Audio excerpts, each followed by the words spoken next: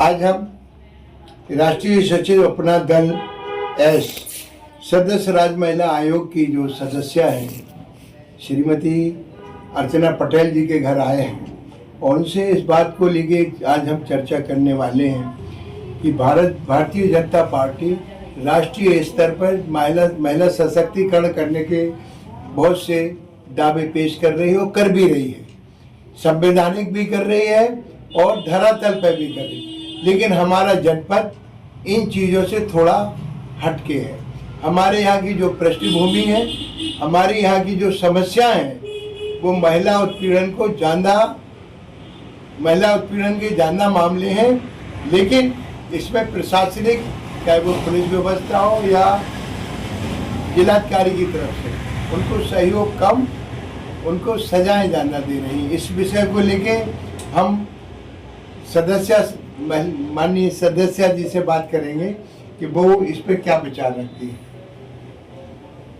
धन्यवाद। सबसे पहले तो चैनल के माध्यम से आप सभी का हार्दिक धन्यवाद, आभार। देखिए, आपका जो प्रश्न है वो जायज है। हमारी केंद्र की सरकार और राज्य की सरकार महिलाओं के प्रति जागरूक है, महिलाओं को सशक्त और सुरक्षित और शिक्षित करने के लिए तमाम तरह के ऐसे जन कल्याणकारी योजनाएं चला रही है और उसका लाभ भी हमारी बहनों को मिल रहा है। महिलाएं शिक्षित भी हो रही हैं, सशक्त भी हो रही हैं और सुरक्षित भी हो रही हैं। महिलाएं सशक्त शिक्षा पा रही हैं और शिक्षा के क्षेत्र में भी सरकार बहुत काम कर रही है। अभी हाल में हमारे जनपद में बहुत सी समस्या है महिलाओं को लेकर। आपने भी अभी 4 फरवरी को एक जन सुनवाई की थी। हाँ, जन सुनवाई की थी जिलाधिकारी के यहाँ। उसमें भी आपने बहुत सी बातें रखी थी। मैं उन्हीं को कह रहा हूँ कि हमारे ललितपुर में पिछले 3 महीने से करीब एक जन आंदोलन सा चल रहा है शराब को लेके, जिसमें सबसे ज़्यादा जो उत्पीड़ित महिलाएं हैं, क्योंकि परिवार का जो मुखिया है वो कमा के जो लाता है उसका 75% वो शराब में खर्च कर रहा है और 25% से परिवार नहीं चल रहे हैं। इसको लेके परिवार की जो मुखिया है, महिला मुखिया, वो बहुत परेशान है और कोई ना कोई दिन ऐसा नहीं जाता जिस दिन कोई महिलाएं ज्ञापन देने जिलाधिकारी को नहीं जा रही। इसमें आप क्या कहेंगी? देखिए, ये आपका प्रश्न बहुत ही जिम्मेदारी वाला है और महिलाएं वास्तव में बहुत दिनों से, आपका जो सवाल है कि 3 महीने से, तो हर दिन किसी ना किसी गांव की महिलाएं डीएम साहब के पास ज्ञापन देने आ रही हैं, गांव में भी धरना कर रही हैं, आंदोलन कर रही हैं। अभी जैसे एक खितमास का मैटर ज़्यादा हाईलाइट हुआ है, उसमें जो हमारी बहनों ने किया है वो उनका थोड़ा सा तरीका गलत था, जो उसको अर्थ की क्षति पहुंचाई है। उस पर एक मेन वजह ये थी कि हमारे जो भाई लोग हैं वहाँ की जो मान लो साजिश के तहत हमारी बहनों को आगे किया गया। बहनें चूंकि हमारी शिक्षित नहीं थी, इतनी ज्यादा समझदार नहीं थी कि आगे आके हम इसमें फंस जाएंगे, तो जो उनका तरीका था वो गलत था। उन्हें उसका जो अर्थ की नुकसान, उसका जो मान लो दुकान तोड़ी, कैमरे तोड़े, जो मान लो उन्होंने आरोप भी लगाया कि हमारा पैसा भी इन्होंने उठाया और आप सबने देखा है कि रोड पे जो नुकसान किया गया, तो ये चीज गलत थी। क्योंकि कहीं ना कहीं सरकार से ही तो संचालित हो रही है दुकानें, और उसका जो नुकसान किया, इससे एक मान लो बेमनुष्यता बरती, फिर एक जगह हुआ फिर दूसरी जगह हुआ। इससे सरकार ने जो कार्रवाई की उसका सिर्फ यही उद्देश्य था कि आगे चल के ये रौद्र रूप ना ले ले। जैसे अभी आपने कहा कि खितवास का आपने कहा, जिस दिन खितवास कांड हुआ उसी दिन एक गांव की और महिलाओं ने घंटा घर पे आंदोलन किया था और यहाँ भी उन्होंने जाम किया था। कल की घटना है, कल ललितपुर की रेलवे स्टेशन की उस तरफ जो बस्ती बसी है, वहाँ की महिलाओं ने भी शराब के खिलाफ आंदोलन किया कि जो शराब की दुकान है वो बीच बस्ती में है, उसके कारण से हम लोगों को बहुत परेशानी हो रही। वहाँ पर अवांछनीय तत्व बैठते हैं और बदतमीजी करते हैं, उसको वहाँ से हटाए। तो ये जो हटाने की प्रक्रिया है, प्रशासन से महिलाओं ने 1 बार आवेदन किया, 2 बार किया, 3 बार किया।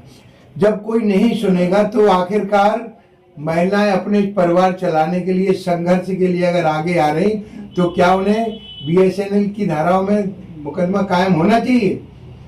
या नहीं होना चाहिए। ठीक है, दुकानदार का नुकसान होगा बिल्कुल, लेकिन दुकानदार ने भी बढ़ चढ़ के हो सकता है रिपोर्ट कराई हो कि मेरे यहाँ डकैती पड़ गई। दिन में कभी ना डकैतियाँ होती है ना डकैती कोई डाल सकता है। और उन्होंने जो सामान उठा के बाहर फेंका, उसमें महिलाओं को भी उत्पीड़ित किया जा रहा है और साथ ही इसमें सत्य है कि उसमें अन्य दलों के लोगों ने भागीदारी की, लेकिन उस भागीदारी में पार्टी वाले तो दूर हो गए। नुकसान किसका हो रहा है? उन गरीब महिलाओं का। कल जिनके यहाँ उन पर मुकदमा कायम हो गया, कुछ लोग जेल चले गए। कल मुकदमे की जो लड़ाई लड़ेंगे उसमें हजारों रुपए खर्च होगा, तो जिनके यहाँ खाने को नहीं है वो उस मुकदमे को लड़ने के लिए कैसे तैयार होगी? आप बताएं, इसमें आपकी जो महिला आयोग है इसमें उनकी क्या मदद कर सकती है? देखिए, महिला आयोग बिल्कुल अपनी बहनों के लिए तन मन धन से अपनी बहनों के साथ कंधे से कंधा मिला के खड़ा है। और जो एक दारू का जो बहुत बड़ा, मैं तो आपके चैनल के माध्यम से और माननीय प्रदेश के मुखिया जी से यही आग्रह करूंगी कि दारू बिल्कुल बंद होनी चाहिए, क्योंकि वास्तविक जब जिसके घर पे ये समस्या होती है वही इसे बखूबी समझ सकता है। खाने के लिए मान लो उनके बच्चों के कपड़े पहनने के लिए कपड़े नहीं, खाने के लिए रोटी नहीं, और पति जो कमा के लाता है, हमारे यहाँ मैं भी अपने पीछे जहाँ रहती हूँ मैं पीछे देखती हूँ महिलाओं को दिन भर बिगड़ी बनाती हैं और 70 रुपए की 1000 बिगड़ी बनाती हैं। वो भी जब वो दे के आती हैं बिगड़ी और वो पैसे भी उनके पति छीन लेते हैं तो बड़ा कष्ट होता है। अगर नहीं देती हैं तो मारपीट करते हैं। तो उस समय एक महिला के सामने बड़ी विकट समस्या होती है कि हम अपने बच्चों को कैसे पालें। अब इधर वो पिटती भी है सिर्फ बच्चों की खातिर, और उसके सामने बड़ा ये संकट खड़ा होता है कि हम इन बच्चों को 2 समय की रोटी कैसे खिला सकें। तो महिलाएं जो जिम्मेदारी से अपना घर परिवार चलाने के लिए चिंतित रहती हैं, तो मैं तो यही कहूंगी कि दारू बंद होनी चाहिए। जो रही चूंकि दुकान हटाने की बात, तो मैंने भी इस मैटर को लेके माननीय डीएम साहब से बात की थी। तो उसमें क्या है कि जो मार्च के पहले दुकानें परिवर्तन नहीं की जा सकती, क्योंकि जहाँ की जगह चिन्हित होती है उसी जगह का वो पैसा जमा करके और ठेका लेते हैं। तो इसमें कितना भी प्रयास कर लो, मार्च के पहले वो जगह का परिवर्तन नहीं किया जा सकता। और मैं तो सरकार से और आपके चैनल के माध्यम से माननीय जिलाधिकारी से भी यही गुजारिश करूंगी कि जो दुकानें हैं इस शहर के बाहर हों।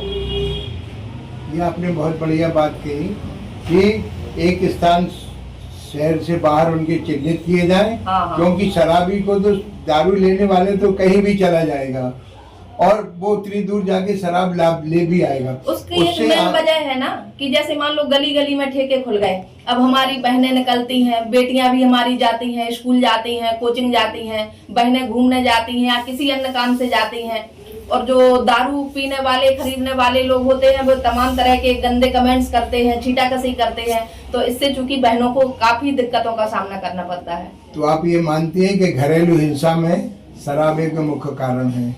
बिल्कुल। जो घरेलू परिवारों में हिंसा हो रही है, पति पत्नी के बीच में विवाद, बच्चों के पीछे पत्नियों का पति के प्रति झगड़ा करना, आज की तारीख में सबसे ज्यादा कोर्ट में मुकदमे भी घरेलू हिंसा को लेके बहुत है। बिल्कुल है। मैं तो जब से आयोग में आई हूँ, हमारी बहनें एक ये भी महिलाओं के सामने बड़ी विकट समस्या है। जैसे मान लो पति खत्म हो गया, अब उनके परिवार वाले उस बहू को घर से निकालते हैं, नहीं चाहते। ऐसे में हमारी महिला ऐसे अधर में खड़ी हो जाती है कि उसे ना तो इस तरह एक तरफ कुआ एक तरफ खाई, कहाँ जाए वो महिला। तो महिलाएं वास्तव में बहुत पीड़ित भी हैं। जब मेरे पास डेली समस्याएं आती हैं तब उनकी पीड़ा देख के कभी कभी मेरे भी आंसू छलक आते हैं कि हमारी बहनें बहुत पीड़ित हैं, दुखित हैं और बहुत ही संघर्ष कर रही हैं। मैं आपसे, क्योंकि आप एक महत्वपूर्ण पद पे हैं और अपनी बात आम जनता की आवाज़ आप प्रशासन तक और शासन तक पहुंचा सकती हैं, इसमें हम चाहते हैं जनता की तरफ से कि आप शराब की दुकानें गांव बस्तियों से बाहर हों, साथ ही साथ जो महिलाओं का जो पारिवारिक उत्पीड़न है उस पर रोक लगे। इसके लिए आप जितना भी जानना हो, महिलाओं के सहयोग के लिए आप कितने कदम आगे बढ़ सकती है? बिल्कुल, देखिए हमारी माननीय अध्यक्ष जी बबीता चौहान जी 24 घंटे सतत प्रयास करती हैं और वो हर जिले की, हम लोग 25 सदस्य हैं, हमारी 2 माननीय उपाध्यक्ष हैं, अध्यक्ष हैं, हमारी 28 लोगों की टीम है पूरे प्रदेश में।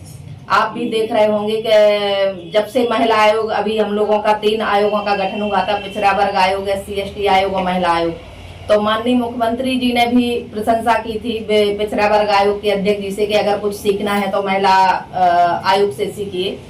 महिला आयोग निरंतर प्रयास कर रहा है, हर जनपद में हर महीने सुनवाई होती है और जो हमारे यहाँ केस आते हैं उनकी समीक्षा हमारी माननीय अध्यक्ष जी हर महीने लखनऊ में लेती हैं। और हर जिलों में लगभग यही समस्या है कि घरेलू हिंसा ज्यादा, पति मारते हैं, पिटाई करते हैं, घर से निकाल देते हैं, या नहीं रखना है, छोड़ दिया, दूसरी रख ली। तो ऐसे में हमारी महिला के सामने बहुत बड़ी एक समस्या पैदा होती है कि अब वो जाए कहाँ। इसके लिए हमारी अध्यक्ष जी ने माननीय मुख्यमंत्री जी से मीटिंग भी की थी। और अब रही दारू वाली बात, तो हम लोग हर जनपद से हमारी माननीय सदस्य, हम लोग एक लेटर पैड पे लिख के माननीय जिला अध्यक्ष जी को देंगे और अध्यक्ष जी के माध्यम से पूरे प्रदेश में माननीय जिलाधिकारी महोदय के पास, SP महोदय के पास लेटर आएगा कि वास्तव में जो दुकान है वो शहर से बाहर होनी चाहिए, क्योंकि इससे माहौल खराब होता है। तो हम लोग पूरा प्रयास करेंगे अभी मार्च के पहले कि जो दुकानें हैं वो शहर के बाहर लगाई जाए। आपका बहुत बहुत धन्यवाद, आपने जो हमें समय दिया। सबसे बड़ी समस्या जो है वो ये है कि महिला सशक्तिकरण के बाद भी शराब एक इतना बड़ा अभिशाप बन के समाज में फैल रही है। शहर में ये तो पक्की दुकानों की बात है, गांव-गांव में कच्ची शराब भी बड़े स्तर पर उतर रही है, जबकि आबकारी विभाग भी महत्वपूर्ण भूमिका निभाना चाहिए, लेकिन उसके ऊपर भी कई प्रश्न चिन्ह हैं। मैं सुनील शर्मा, इंडियन टीवी से राजेश श्रीवास, बेल लिटोरिया के साथ।